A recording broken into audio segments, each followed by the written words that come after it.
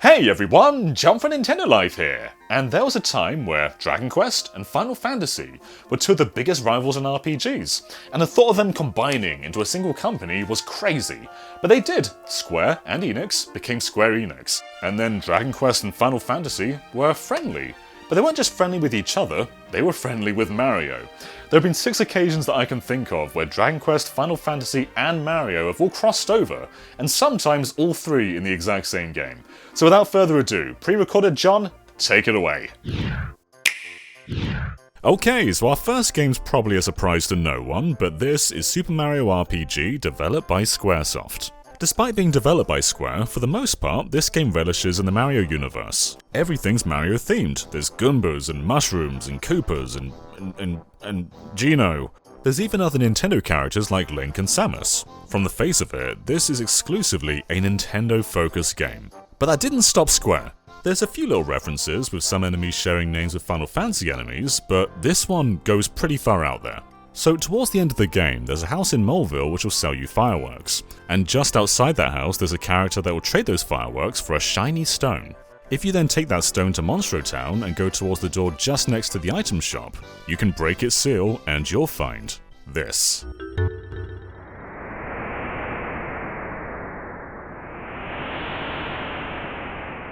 This is Culex. Now, he is not a Final Fantasy character, but he's definitely very out of place for Mario RPG. You get the option to fight him, and one of the options is... He says these cross dimensions and wants to challenge the greatest knight in the realm, which of course is Mario, and what really solidifies this as a Final Fantasy reference is the music.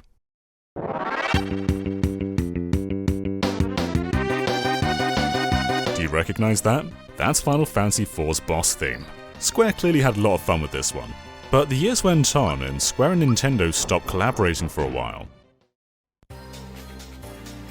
That is until 2006 with Mario Slam Basketball, or Mario Hoops 3-on-3, if you're American. So Nintendo sports games were in a bit of a weird phase in these years. Camelot, the developers of Mario Tennis and Mario Golf, were doing their own thing, without Nintendo. This became We Love Golf, published by Capcom. And so Square Enix, of all the developers, kinda became the Mario sports guys in this era. For what it's worth, this is a pretty good basketball game. You move your character with the D-pad, but you aim with the touchscreen. This is a pretty good way of inputting power. What makes this really interesting though, is this game has Final Fantasy characters. On the back of the Japanese box, this is pretty evident with the Moogle right front and center, but on the English one, it barely even emphasizes Final Fantasy. There's a tiny mention right here, but even in the screenshots it's barely evident. I mean, you can see the ninja if you squint. He's next to Mario right there. This comes up again with another game, but for Nintendo, they are marketing this as just another Mario sports game. But really, it goes pretty far out there. Alongside the regular Mario cast, there's a Black Mage, there's a Moogle, there's a Cactor, there's Ninja, and there's also a brand new character called White Mage. And what makes White Mage really interesting is she bears a striking resemblance to Rosalina. And keep into account that, in Japan, this game predates Mario Galaxy by an entire year. I don't know, maybe this character influenced the design of Rosalina. There's no Final Fantasy court, so it's tied entirely to the roster, but still, this is a really weird game that no one really talks about these days. It's pretty fun, and it started a great trend for this era. And I specify this era because the Wii and DS gave us a bunch of crossovers. Just 1 year later, and Mario would co-star with a slime. This is Interducky Street DS, with Dragon Quest and Super Mario headlining the title. You may know this series better as Fortune Street, and it's basically Monopoly if Monopoly were fun. You go around a board buying properties and also playing the stock market. Sounds weird, especially when you're playing as a slime and Princess Peach, but still, it's a lot of fun. Unlike prior games, this crossover wasn't hidden at all. It's right front and center for the entirety of the game. There's Dragon Quest boards and Mario boards. There's equal footing in the roster. But when Dragon Quest does crossovers, they don't tend to include the heroes. There's party members like Jessica and Angelo and Bianca, but it does look a bit less all-star than Mario, Luigi and Peach. Still, it's cool fanservice. You can make an ungodly avatar character by dressing them up as Princess Daisy, but giving them a Dragon Quest character's body or head. What's also really cool is that Peach's castle board uses Mario RPG music.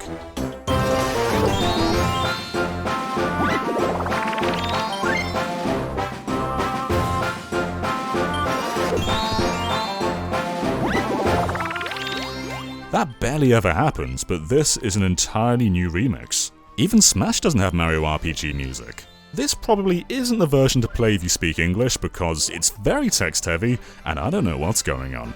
I have a feeling this will come up again relatively soon, but not the next one because the next one is Mario Sports Mix. This came out in 2010, and just like Mario Slam Basketball, the box does not even allude to Final Fantasy, but this game also includes Dragon Quest. Mario Basketball at least said Final Fantasy on the cover, but this one just says join Mario and friends. Every single character in the screenshots are from Mario. They are not advertising the Square characters at all. So in this you'd get basketball, you'd get hockey, you'd get volleyball, and you'd get dodgeball.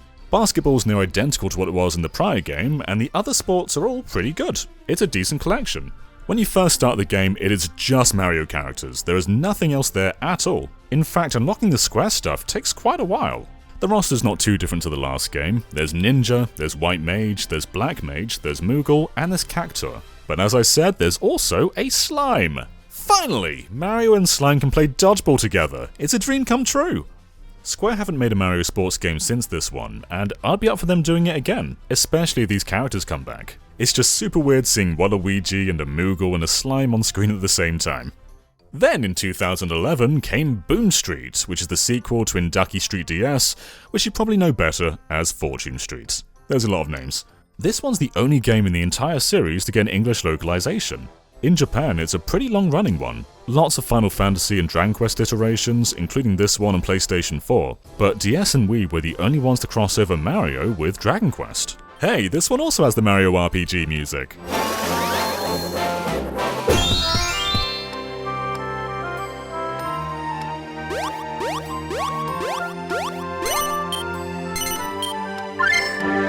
Boom Street's great to play in English.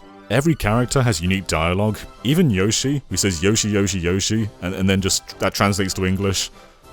Oh no. This is real, by the way. They'll also comment on the maps they're on. Trading Castle from Dragon Quest VIII is a map in this game, and Mario says, this kinda blows. It's a really fun game, especially with friends. And I was kinda joking about Monopoly being bad earlier, but honestly, I think this is much better than Monopoly. Also, a slime can use a pipe. That's cool. If you're a Mario fan, or a Dragon Quest fan, or a board game fan, you've gotta play this one. And then finally, let's end on the obvious one, Super Smash Bros. In Super Smash Bros. For Wii U, Cloud became a playable fighter, meaning Mario and Cloud can cross over at last. And then, just a few years later, came Hero. And what's pretty special about Hero in Smash is there's a rule that heroes from Dragon Quest can't fight each other. That's probably the reason that Boom Street's full of party members rather than heroes. But they broke that rule for Smash. The hero from 4 can fight the hero from 11. So over the years, Mario, Final Fantasy and Dragon Quest have crossed over quite a few times, but only in 2 games have they all met together, Mario Sports Mix and Super Smash Bros. Ultimate. So what do you guys think about these crossovers? Have you played them yourself, and are there any that we missed? Let us know in the comments below, and of course go to that subscribe button and make it crossover with an RPG and a sports game, and have a great ball with it, and we'll see you next time. Bye everyone.